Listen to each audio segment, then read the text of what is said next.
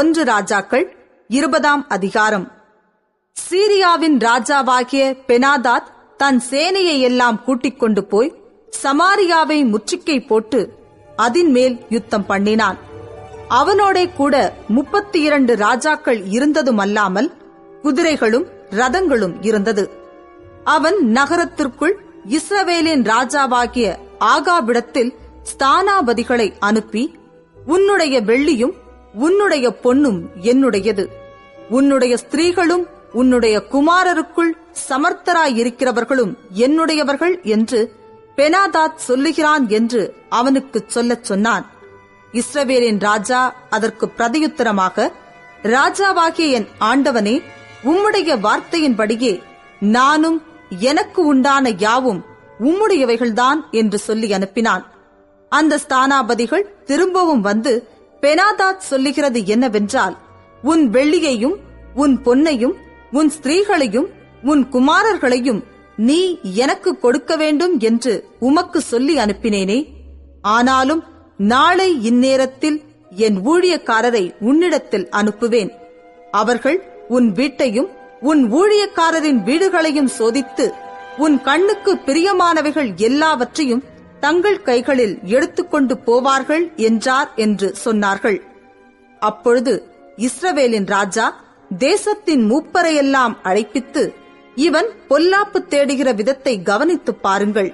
என் ஸ்திரீகளையும் என் குமாரர்களையும் என் வெள்ளியையும் என் பொன்னையும் கேட்க இவன் என்னிடத்தில் ஆள் அனுப்பின போது நான் கொடுக்க மாட்டேன் என்று இவனுக்கு மறுக்கவில்லையே என்றான். அப்பொழுது சகல மூப்பரும் சகல ஜனங்களும் அவனை பார்த்து, நீர் அவனுக்கு செவி கொடுக்கவும் அவனுக்கு சம்மதிக்கவும் வேண்டாம் என்றார்கள். அதனால் அவன் பெனாதாத்தின் ஸ்தானாபதிகளை நோக்கி, நீங்கள் ராஜாவாகிய என் ஆண்டவனுக்கு சொல்ல வேண்டியது என்னவென்றால், நீர் முதற் விசை உமது அடியானுக்கு சொல்லி அனுப்பின யாவும் செய்வேன், இந்த காரியத்தையோ நான் செய்யக்கூடாது என்று சொல்லுங்கள் என்றான். ஸ்தானாபதிகள் போய் இந்த மறுமொழியை அவனுக்குச் சொன்னார்கள். அப்பொழுது பெனாதாத் அவனிடத்தில் ஆள் அனுப்பி, எனக்கு பின் செல்லுகிற ஜனங்கள் எல்லாரும் கைக்கு ஒரு பிடியாவது வாரிக்கொள்ள சமாரியாவின் தூள் போதுமானதாயிருந்தால் தேவர்கள் அதற்கு சரியாகவும் அதற்கு அதிகமாகவும் எனக்கு செய்யக்கடவர்கள் என்று சொல்லச் சொன்னான்.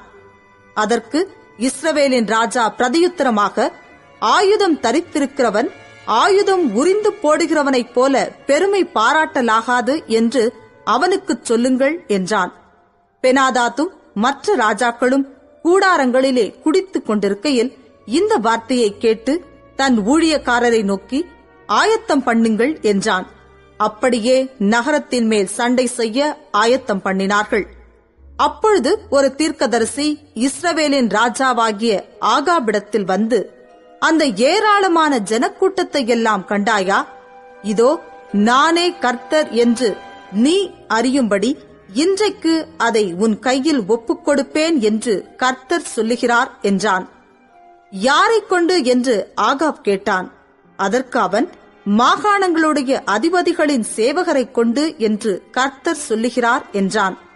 பின்பு அவன், யுத்தத்தை யார் துவக்க வேண்டும் என்று கேட்டதற்கு அவன், நீர்தான் என்றான். அவன் மாகாணங்களுடைய அதிபதிகளின் சேவகரை இலக்கம் பார்த்தான். அவர்கள் 232 பேர். அவர்களுக்கு பின்பு இஸ்ரவேல் புத்திரராகிய சகல ஜனத்தின் இலக்கமும் பார்த்து 7000 பேர் என்று கண்டான். அவர்கள் மத்தியான வேளையிலே வெளியே புறப்பட்டார்கள். பெனாதாத்தும் அவனுக்கு உதவியாக வந்த 32 ராஜாக்களாகிய மற்ற ராஜாக்களும் கூடாரங்களில் குடித்து வெறி கொண்டிருந்தார்கள். மாகாணங்களுடைய அதிபதிகளின் சேவகர் முன்தண்டாக புறப்படுகிற போது பெனாதாத் அனுப்பின மனுஷர், சமாரியாவிலிருந்து மனுஷர் புறப்பட்டு வருகிறார்கள் என்று அவனுக்கு அறிவித்தார்கள். அப்பொழுது அவன், அவர்கள் சமாதானத்திற்காக புறப்பட்டு வந்தாலும் அவர்களை உயிரோடே பிடியுங்கள், அவர்கள் யுத்தத்திற்காக புறப்பட்டு வந்தாலும் அவர்களை உயிரோடே பிடியுங்கள் என்றான். மாகாணங்களுடைய அதிபதிகளின் சேவகரான அவர்களும் அவர்கள் பின்னே வருகிற இராணுவமும் நகரத்திலிருந்து வெளியே வந்தபோது அவர்கள் அவரவர் தங்களுக்கு எதிர்ப்படுகிறவர்களை வெட்டினார்கள். சீரியர் முறிந்தோடி போனார்கள். இஸ்ரவேலர் அவர்களை துரத்தினார்கள். சீரியாவின் ராஜாவாகிய பெனாதாத் குதிரையின் மேல் ஏறி சில குதிரை வீரரோடும் கூட தப்பியோடி போனான். இஸ்ரவேலின் ராஜா புறப்பட்டு குதிரைகளையும் ரதங்களையும் முறிய அடித்து சீரியரில் மகா சங்காரம் உண்டாக வெட்டினான். பின்பு அந்த தீர்க்கதரிசி இஸ்ரவேலின் ராஜாவினிடத்தில் வந்து அவனை நோக்கி, நீர் போய் உம்மை பலப்படுத்திக் கொண்டு நீர் செய்யத்தக்கது இன்னதென்று கவனித்துப் பாரும். மறு வருஷத்திலே சீரியாவின் ராஜா உமக்கு விரோதமாக வருவான் என்றான். சீரியாவின் ராஜாவுடைய ஊழியக்காரர் அவனை பார்த்து, அவர்களுடைய தேவர்கள் மலை தேவர்கள், அதனால் அவர்கள் நம்மை மேற்கொண்டார்கள். நாம் அவர்களோடே சமபூமியிலே யுத்தம் பண்ணினால் நல்லது. அப்பொழுது அவர்களை மேற்கொள்வது நிச்சயம். அதற்காக நீர் செய்ய வேண்டியது என்னவென்றால், இந்த ராஜாக்கள் ஒவ்வொருவரையும் தங்கள் ஸ்தலத்திலிருந்து மாற்றி அவர்களுக்கு பதிலாக சேனாபதிகளை ஏற்படுத்தி, நீர் மடிய கொடுத்த சேனைக்கு சரியாய் சேனையையும், அந்த குதிரைகளுக்கு சரியாய் குதிரைகளையும், ரதங்களுக்கு சரியாய் ரதங்களையும் இலக்கம் பார்த்துக் கொள்ளும். பிற்பாடு சமபூமியிலே நாம் அவர்களோடு யுத்தம் பண்ணி நிச்சயமாய் அவர்களை மேற்கொள்வோம் என்றார்கள். அவன் அவர்கள் சொற்கேட்டு அப்படியே செய்தான். மறு வருஷத்திலே பெனாதாத் சீரியரை இலக்கம் பார்த்து இஸ்ரவேலோடு யுத்தம் பண்ண ஆபெக்குக்கு வந்தான். இஸ்ரவேல் புத்திரரும் இலக்கம் பார்க்கப்பட்டு தேவையானதை சம்பாதித்துக் கொண்டு அவர்களை எதிர்க்க புறப்பட்டு அவர்களுக்கு எதிரே 2 சிறிய வெள்ளாட்டு கிடைகளைப் போல பாளையம் இறங்கினார்கள்.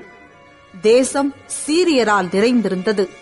அப்பொழுது தேவனுடைய மனுஷன் ஒருவன் வந்து இஸ்ரவேலின் ராஜாவை பார்த்து, கர்த்தர் பள்ளத்தாக்குகளின் தேவனாயிராமல் மலைகளின் தேவனாயிருக்கிறார் என்று சீரியர் சொல்லியிருக்கிறபடியினால் நான் இந்த ஏராளமான ஜனக்கூட்டத்தை எல்லாம் உன் கையில் ஒப்புக் கொடுத்தேன். அதனால் நானே கர்த்தர் என்று நீங்கள் அறிவீர்கள் என்று கர்த்தர் சொல்லுகிறார் என்றான். 7 நாளளவும் அவர்கள் முகமுகமாய் பாளையம் இறங்கியிருந்தார்கள். 7ஆம் நாளில் யுத்தம் கலந்து இஸ்ரவேல் புத்திரர் ஒரே நாளிலே சீரியரில் 1,00,000 காலாட்களை மடங்கடித்தார்கள். மீதியானவர்கள் ஆப்பேக் பட்டணத்திற்குள் ஓடிப்போனார்கள். அங்கே மீதியாயிருந்த 27,000 பேரின் மேல் அலங்கம் இடிந்து விழுந்தது. பெனாதாத்தும் ஓடிப்போய் நகரத்திற்குள் புகுந்து உள்ளறையிலே பதுங்கினான். அப்பொழுது அவன் ஊழியக்காரர் அவனை நோக்கி, இதோ இஸ்ரவேல் வம்சத்து ராஜாக்கள் தயவுள்ள ராஜாக்கள் என்று கேட்டிருக்கிறோம். நாங்கள் இரட்டுகளை எங்கள் அறைகளில் கட்டி கயிறுகளை எங்கள் தலைகளில் சுற்றிக்கொண்டு இஸ்ரவேலின் ராஜாவினிடத்தில் போவோம். ஒருவேளை உம்மை உயிரோடை வைப்பார் என்று சொல்லி இரட்டை தங்கள் அறைகளில் கட்டி கயிறுகளை தங்கள் தலைகளில் சுற்றிக்கொண்டு இஸ்ரவேலின் ராஜாவினிடத்தில் வந்து, என்னை உயிரோடே வையும் என்று உமது அடியானாகிய பெனாதாத் விண்ணப்பம் பண்ணுகிறான் என்றார்கள். அதற்கு அவன், இன்னும் அவன் உயிரோடே இருக்கிறானா? அவன் என் சகோதரன் என்றான். அந்த மனுஷர் நன்றாய் கவனித்து அவன் வாயின் சொல்லை உடனே பிடித்து, உமது சகோதரனாகிய பெனாதாத் இருக்கிறான் என்றார்கள். அப்பொழுது அவன், நீங்கள் போய் அவனை அழைத்துக் கொண்டு வாருங்கள் என்றான். பெனாதாத் அவனிடத்தில் வந்தபோது அவனை தன் ரதத்தில் ஏற்றிக் கொண்டான். அப்பொழுது பெனாதாத் இவனை பார்த்து, என் தகப்பன் உம்முடைய தகப்பனார் கையிலே பிடித்த பட்டணங்களை திரும்ப கொடுத்து விடுகிறேன்.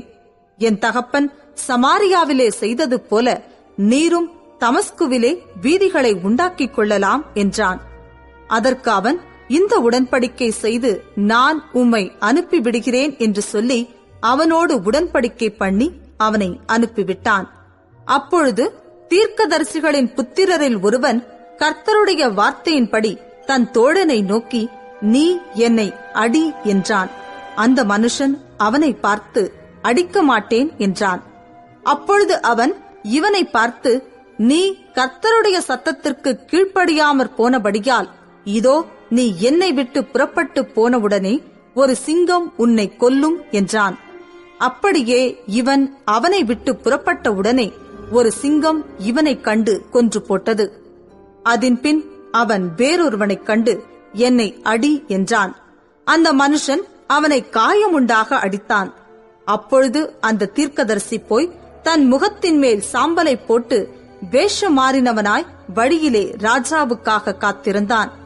ராஜா அவ்வழியாய் வருகிறபோது இவன் ராஜாவை பார்த்து கூப்பிட்டு, உமது அடியான் யுத்தத்தில் நின்றபோது ஒருவன் விலகி என்னிடத்தில் ஒருவனை கொண்டு வந்து இந்த மனுஷனை பத்திரம் பண்ணு, இவன் தப்பிப்போனால் உன் பிராணன் அவன் பிராணனுக்கு ஈடாயிருக்கும், அல்லது ஒரு தாலந்து வெள்ளியை நீ கொடுக்க வேண்டும் என்றான். ஆனாலும் உமது அடியான் இங்கும் அங்கும் அலுவலாயிருக்கும் போது அவன் போய்விட்டான் என்றான். இஸ்ரவேலின் ராஜா அவனை பார்த்து, நீ சொன்ன தீர்ப்பின்படியே ஆகும் என்றான். அப்பொழுது அவன் சீக்கிரமாய் தன் முகத்தின் மேலிருக்கும் சாம்பலை துடைத்து விட்டதினால் இஸ்ரவேலின் ராஜா அவன் தீர்க்கதரிசிகளில் ஒருவன் என்று அறிந்து கொண்டான். அப்பொழுது இவன் அவனை நோக்கி, சங்காரத்திற்கு நான் நியமித்த மனுஷனை உன் கையிலிருந்து தப்பிப் போகும்படி நீ விட்டபடியினால் உன் பிராணன் அவன் பிராணனுக்கு ஈடாகவும் உன் ஜனம் அவன் ஜனத்திற்கு ஈடாகவும் இருக்கும் என்று கர்த்தர் சொல்லுகிறார் என்றான். அதனால் இஸ்ரவேலின் ராஜா சலிப்பும் விசனமுமாய் தன் வீட்டிற்கு போக புறப்பட்டு சமாரியாவுக்கு வந்தான்.